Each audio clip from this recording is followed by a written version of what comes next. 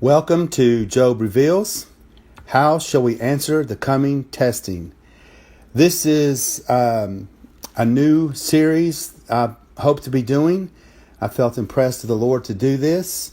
With the things that are going on in our world today and everything that we see, I hope it will be helpful for you to go back and begin reading the book of Job.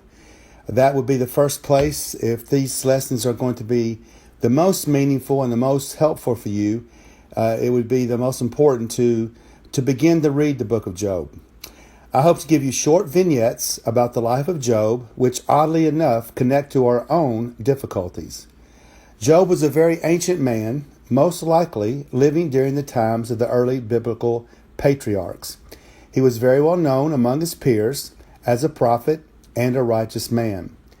The book of Job is one of the oldest books of the entire Bible. As a matter of fact, there are many scholars who believe it was the first book written of the Bible. Not necessarily what we see, and when we read the Bible, it's obviously not the first book that we see mentioned. Of course, that's Genesis, but at any rate, it's an ancient book. With this being the case, we could rightly ask the question of how could a person of ancient history teach me anything? And that's a good question. How can someone that lived so long ago be helpful for anything that's going on now? Well, as we go along uncovering the events of Job's life, it will become much more obvious of the similarities between the events of a singular man and those of what is happening today. This understanding will not just show us the difficulties, but help us to know why these things are happening and what we can do in order to be the most prepared.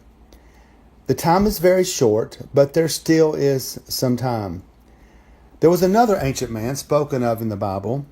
We will also learn from the things he said, which teach us about the coming difficulties.